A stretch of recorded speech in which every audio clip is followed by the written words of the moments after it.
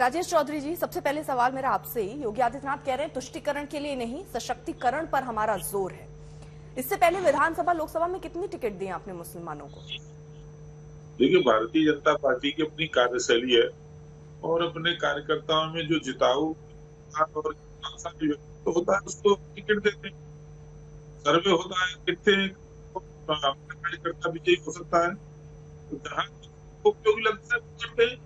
अब नगर निगम, नगर पालिका, नगर पंचायतों के चुनाव हो रहे हैं, जो जो हमारे कार्यकर्ता, जो जो हमारे नेता जीतने के काबिल थे वहां को अपने करके चुनाव मैदान में उतारा है। और विधानसभा की बात करें तो बिना चुनाव लड़ाई हमने तो, अभी आप जिनका बयान दिखा रही थी दानिश अंसारी जी, उनको तो मंत्री बनाया है, एमएलसी बनाया है।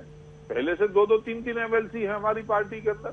तो ऐसा नहीं है, भारतीय जनता पार्टी तो सबका साथ, सबका विकास, सबका विश्वास, सभी को साथ लेकर के चलती है। ना हम धर्म की बात करते हैं, ना जाति की बात करते हैं, क्षेत्र की बात करते हैं। लोकसभा विधानसभा में कितनी सीटें आप मुसलमानों को देते हैं, ये बताइए। क्योंकि अभी आप 395 पहली बार मुस्लिम जो है आपने कैंडिडेट उतारे हैं, तो ये उधर क्यों नहीं? वो उस समय जिताऊ नहीं होते हैं, इन चुनावों में जिताऊ होने लगते हैं लोकल बॉडीज में, क्यों? देखिए, लोकल बॉडी का एक अलग प्रकार का चुनाव होता है। वहाँ अपना व्यक्तिगत प्रभाव भी रहता है, पार्टी की नीतियां भी रहती हैं, सरकार के काम भी रहते हैं, सारा सब मिलाकर के सफलता की ओर आदमी बढ़ता है। और विधानसभा लोकसभा के चुनाव के अलग तरह के मुद्दे होते हैं। तो ऐसा कुछ नहीं है कि हम विधानसभा या लोकसभा में मुसलमान नहीं उतारेंगे या उतारेंगे। सरकार बनानी है तो जिताऊ उम्मीदवार को हर पार्टी उतारती है। कौन मजबूत रहेगा जनता में जाकर के, किसका प्रभाव है, कौन जनता के बीच रह करके काम करता है, सारी चीजों का आकलन करने के बाद हम लोग उम्मीदवार उतारते हैं। 187 टिकट आप देते हैं पिछली बार, उसमें से 2 ही जीतते हैं केवल। उसके बाद ये आंकड़ा पिछली बार से सीख के 395 हो जाता है। ये कैसे जिताऊ कैंडिडेट है? देखिए, लोगों ने काम किया है। भारतीय जनता पार्टी के साथ मुस्लिम समाज के लोग जुड़ रहे हैं। और आप देखोगे जितने भी मुसलमान की नुमाइंदगी करने वाले नेता है ना, उन्होंने पसमानदा समाज को जो प्रतिनिधित्व तो मिलना चाहिए वो नहीं मिल पा रहा है। जितनी संख्या उनकी है वो कहाँ इतना आ पा रहे हैं। एक वर्ग विशेष के लोग, जैसे हिंदुओं को जातियों में बांटने का काम करते हैं, उनको अलग अलग ग्रुप्स में बांटने का काम करते हैं, ऐसे वहाँ भी जाति का समीकरण है तो सब भारतीय ना है, तो सब अभी जो जाति व्यवस्था मैंने सिर्फ मुस्लिम बोला, तो 2-3 जातियां बता दिया कि पसमानदा, मैंने तो जिक्र नहीं किया पसमानदा का। अभी आप कह रहे हैं कि बांटने की कोशिश हो रही है। मैं मुस्लिम की बात कर रही हूँ, आप उसमें पसमानदा का नाम जोड़ दे रहे हैं, तो बांट कौन रहा है सर? मैंने नहीं जोड़ा, आप ही जोड़ रही हैं। मैंने मुस्लिम बोला सर, मैंने कहा 187 टिकट। अरे पसमानदा है तो उनको उनकी हिस्सेदारी मिलनी चाहिए। किसी समाज के साथ मान लो अन्याय हो रहा है और वो जिताऊ उम्मीदवार है, उसको हम लोग चुनाव मैदान में उतार करके विजयी बना करके लाएंगे। ये हमारी जिम्मेदारी बनती है, पार्टी का हमारा वर्कर है तो उसे जिताएंगे। ठीक है। अमीक जमाई वो कह रहे हैं सबको साथ लेकर चलना, उनका तो शुरू से नारा रहा है सबका साथ सबका विकास, और इसलिए दे रहे हैं वो टिकट। अर्पिता, भारत के संविधान में जो बेसिक प्रेम्बल है, उसके बाद मंडल कमीशन का जमाना आया जब माननीय नेताजी ने वो सभी जो शोषित, कमजोर, वंचित तबके, बैकवर्ड, पसमानदा समाज के लोग थे, कैसे वो अगली कतार में आ जाएं जो पीछे रह गए। तो समाजवादी आंदोलन ने कमजोर तबकों को 27% का आरक्षण मंडल कमीशन के जरिए देने का काम किया, जिसकी वजह से शिक्षा में, नौकरियों में आज जो पसमानदा हैं वो आज ऑफिसर बने हैं, जो कप्तान बने हैं, जो आज यहाँ पर हैं।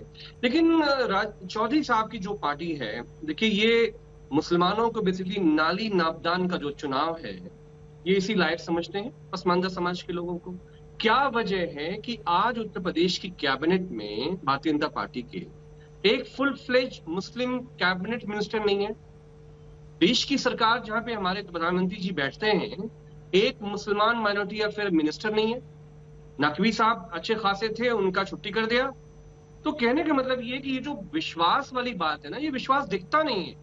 जैसे समाजवादी आंदोलन कृषक जातियों से, पिछड़े समाज के लोगों से बना, लेकिन माननीय अखिलेश यादव जी ने हमेशा उन सभी जो सामान्य वर्ग के लोग हैं, कहीं से वोट कम आए ज्यादा आए, समाज वोट नहीं होता है। समाज को साथ में लेके चलना, उसको साथ में मर्ज करना, उसको साथ में सिखाना कि हमें कैसे आगे बढ़ना है। तो हम सबको वोट, सबको टिकट देते हैं, मंत्री बनाते थे, कैबिनेट बनाते थे, एमएलसी बनाते थे, राज्यसभा बनाते थे। लेकिन बीजेपी आरएसएस की जो पॉलिटिक्स है वो एक तो प्रतिनिधित्व देना नहीं चाहते हैं, विधानसभाओं में डायरेक्ट आप पूछिए, एक एमएलए टिकट नहीं देते हैं, एक कैबिनेट में लोकसभा का टिकट नहीं देते हैं।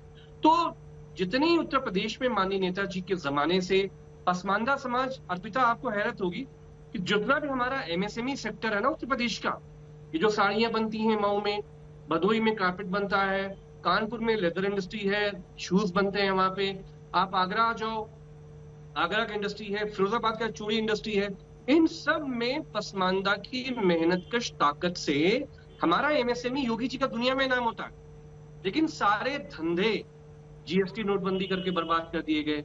आप पूछिए, जो हमारे एआईपीएम के दोस्त बैठे ये बताएंगे कि मऊ मुबारकपुर में नेताजी ने बिजली फ्लैट रेट पे कर दी थी बुनकर समाज के लिए, बिजली कमर्शियल कर दी गई। धागे के लिए जो यूपिका मिलता था, जहां से पसमानदा का रोजी रोटी का सवाल है, जिसको नेताजी ने खड़ा किया, इन्होंने यूपिका खत्म करके अब चाइना से धागा आता है। सोचिए अर्पिता कि जो बेटियां, हमारी हिंदू बेटियां जो उम्मीद रखती हैं कि वो साड़ी पहनेंगी, बनारसी साड़ियां, अब बुनकरों को कुछ नहीं मिल रहा, उनकी रोजी रोटी का जो साधन था बीजेपी आरएसएस ने खत्म कर दिया। लेकिन अमित जी, ये होता है ना, कोई राजनेता अगर किसी भी जाति का हो, कहीं से अगर वो जीत कर आता है तो वो उधर विकास ले जाता है। अब इस बात का आप स्वागत करेंगे कि बीजेपी ने चलिए कम से कम 395 पहली बार मुस्लिम कैंडिडेट उतारे? नहीं, हमारा ये कहना है अर्पिता कि आप पार्षद के चुनाव क्या होता है, पार्षद बेचारा नाली नापदान सही करता है मोहल्ले की। हमारा ये कहना है कि आप मुसलमानों को क्या भारत का नागरिक अगर समझते हैं, एक कैबिनेट मिनिस्टर मुसलमान क्यों नहीं है?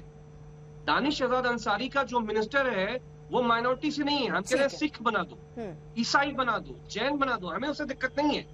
लेकिन क्योंकि मुसलमानों को आप टॉप पोस्ट नहीं देना चाहते हो, वो आपकी इमेजिनेशन में नहीं है, वो आपके कॉन्स्टिट्यूशन की इमेजिनेशन का पार्टी नहीं है, इसलिए आप नाली नापदान का के लायक मुसलमानों को समझते हैं। तो आपने पसमानदा लोगों को जल्दी से आपका छोटा सा रिएक्शन इसमें। देखिए, इनकी प्रॉब्लम ये नहीं है, ये तो केवल मुसलमानों में भय पैदा करके रखना चाहते हैं।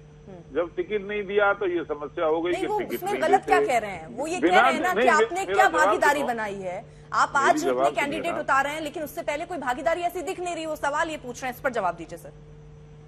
बिना टिकट के हम तो मिनिस्टर बना दे रहे हैं ना, उसके लिए प्रशंसा इनको करनी चाहिए कि आपने एमएलसी बनाया। एमएलसी भी नहीं थे, उससे पहले हमने मंत्री बनाने का काम किया था। इन्होंने एक शब्द उसकी प्रशंसा में कहा कि आपने चलिए पसमानदा समाज के व्यक्ति को भारतीय जनता पार्टी ने सुनी। ये तो सुनते नहीं है। इनके यहाँ तो एक वर्ग विशेष है, 3-4 जाति के लोग हैं, वो काबिज रहते हैं, बाकी जो नीचे के लोग हैं दबे कुचले, जिनके बुनकर की ये बात कर रहे हैं, उनका कभी हिस्सा नहीं देते। आप बताओ ना कितने बुनकरों को आपने राज्यसभा में भेजा है, आप बताओ ना कितने को आपने लोकसभा के अंदर भेजा है। केवल भारतीय जनता पार्टी का भय दिखा करके और केवल वोट हासिल करना। ठीक है, आप भी सरकार में रहे उत्तर प्रदेश के अंदर, आप दे रहे हो दबे कुछ ले, तो आपने क्या किया था? हम तो मानते हैं, चलो हमसे हो सकता है ज्यादा हुआ हो, कम हुआ हो, आप तो बिल्कुल उन्हीं के वोट में सरकार बनाते हो। आपने क्या किया था जी? आप कुछ करके गए? केवल वोट के लिए इस्तेमाल करोगे उनको? हमने शिक्षा में नौकरियों में पसमानदा को 27% का आरक्षण दिया। आप पढ़ाई नहीं पाए उनको, आज उनको आप पढ़ाई शिक्षा नहीं दे पाए, नौकरी तो तब देंगे। सर एक एक करके प्लीज, आप दोनों बोलेंगे तो सवाल का जवाब नहीं मिल पाएगा, बस बाल जलेबी की तरह गोल गोल घूमेंगे। कोई नहीं कर सकता। मुसलमानों का असली दोहन तो आपके माननीय नेताजी ने किया है। भारतीय जनता पार्टी का भय दिखा के खा जाएंगे, जैसे भारतीय जनता पार्टी के नेतागण बहुत उस तरह के बोल लेने दीजिए। एक सेकंड, फिर जवाब आप दीजिए। आरक्षण खत्म करोगे बैकवर्ड मुसलमानों का, पसमानदा का, तो हम बोलेंगे ना। गुंडागर्दी करोगे केवल समाजवादी पार्टी के लोग, आप भ्रष्टाचार करोगे केवल, आप बलात्कारियों के बारे में ये कहोगे कि उनसे गलती हो जाती है, आप आतंकवादियों से केस वापस लेने का काम करोगे क्योंकि वो मुसलमान है, क्योंकि वो मुसलमान है इसलिए आतंकवादियों को। हमारे संकट मोचन मंदिर पे हमला होता है और उस हमले में जो आतंकवादी थे उनके मुकदमे वापस लेने का काम करोगे।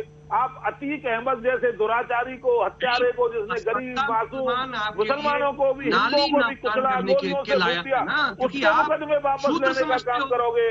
ये आपकी नीतियां हैं, हमारी नीतियां नहीं है।